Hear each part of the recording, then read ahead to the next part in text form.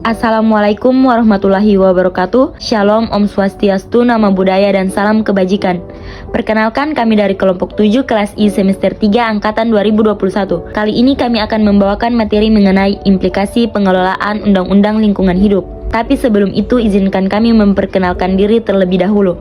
Perkenalkan, nama saya Nurfaliza Pulumodio dengan NIM 1011421232. Nama saya Faiza Taskia Sulaiman dengan NIM 1011421233. Nama saya Abdurrahman Saidi dengan NIM 1011421264. Implikasi pengelolaan Undang-Undang Lingkungan Hidup. Kepedulian umat manusia terhadap lingkungan hidup pada saat ini sudah merupakan kepedulian global dalam rangka kepentingan hidup umat itu sendiri. Kepedulian sekelompok manusia saja terhadap lingkungan hidup tidak cukup oleh karena perubahan suatu lingkungan yang dampaknya bukan saja terbatas secara lokal tetapi berdampak global. Itulah sebabnya mengapa United Nations Conference on the Human Environment yang diselenggarakan di Stockholm tanggal 5-16 Juni 1972 telah menegaskan bahwa pengelolaan lingkungan hidup demi pelestarian kemampuan lingkungan hidup merupakan kewajiban dari segenap umat manusia dan setiap pemerintah di seluruh dunia. Pada tahun 1982, Indonesia mengeluarkan undang-undang yang sangat penting mengenai pengelolaan lingkungan hidup,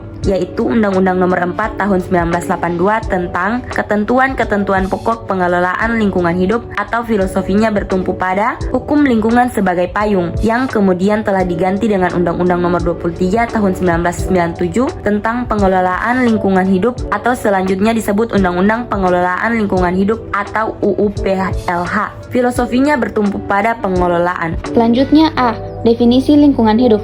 Lingkungan hidup tidak dapat dipisahkan dari ekologi, ekosistem, dan daya dukung lingkungan. Istilah ekologi pertama kali digunakan oleh Haeckel di tahun 1860-an. Menurut Sumarwoto, bahwa istilah ekologi berasal dari bahasa Yunani, yaitu eikos yang berarti rumah dan logos berarti ilmu. Oleh karena itu, secara harfiah ekologi berarti tentang makhluk hidup dalam rumahnya, atau dapat diartikan juga sebagai ilmu tentang rumah tangga makhluk hidup. Istilah ekologi saat ini semakin populer karena bila terjadi kerusakan atau pencemaran lingkungan, maka pikiran seketika tertuju pada persoalan ekologi. Ekologi menyatakan bahwa persoalan ekologi yang terjadi karena kecenderungan manusia memisahkan masalah lingkungan hidup dengan manusia itu sendiri. B. Kebijakan lingkungan hidup.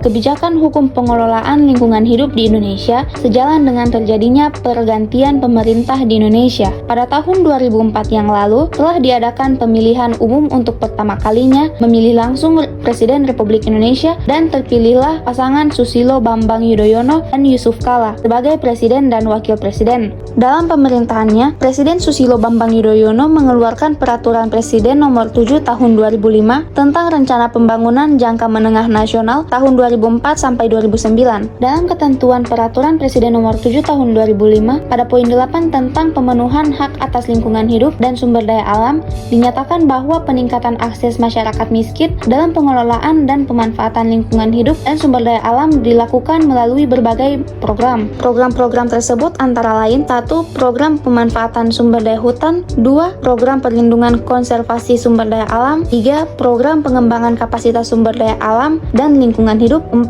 Program pengendalian pencemaran lingkungan hidup, 5. Penegakan hukum bagi pihak yang merusak sumber daya alam. Selanjutnya, Undang-Undang Republik Indonesia Nomor 23 Tahun 1997 tentang pengelolaan lingkungan hidup. Dalam pasal 1, dalam undang-undang ini yang dimaksud dengan 1. Lingkungan hidup adalah kesatuan ruang dengan semua benda daya, keadaan, dan makhluk hidup termasuk manusia dan perilakunya yang mempengaruhi kelangsungan kehidupan dan kesejahteraan manusia serta makhluk hidup lain. Kedua, pengelolaan lingkungan hidup adalah upaya terpadu untuk melestarikan fungsi lingkungan hidup yang meliputi kebijaksanaan, penataan, pemanfaatan, pengembangan, pemeliharaan, pemulihan, pengawasan, dan pengendalian lingkungan hidup. Tiga, pembangunan berkelanjutan yang berwawasan lingkungan hidup adalah upaya sadar dan terencana yang memadukan lingkungan hidup termasuk sumber daya ke dalam proses pembangunan untuk menjamin kemampuan, kesejahteraan,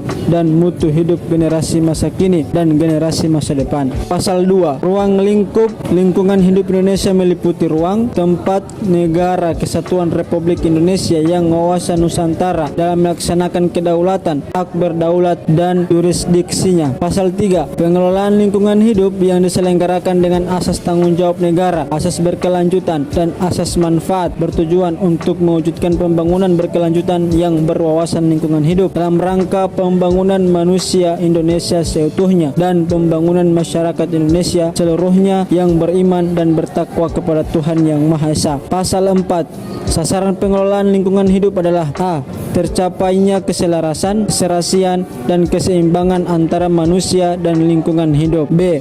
Terwujudnya manusia Indonesia sebagai insan lingkungan hidup yang memiliki sikap dan tindak melindungi dan membina lingkungan hidup. Terjaminnya kepentingan generasi masa kini dan generasi masa depan. C. Tercapainya kelestarian fungsi lingkungan hidup. D. Terkendalinya pemanfaatan sumber daya secara bijaksana.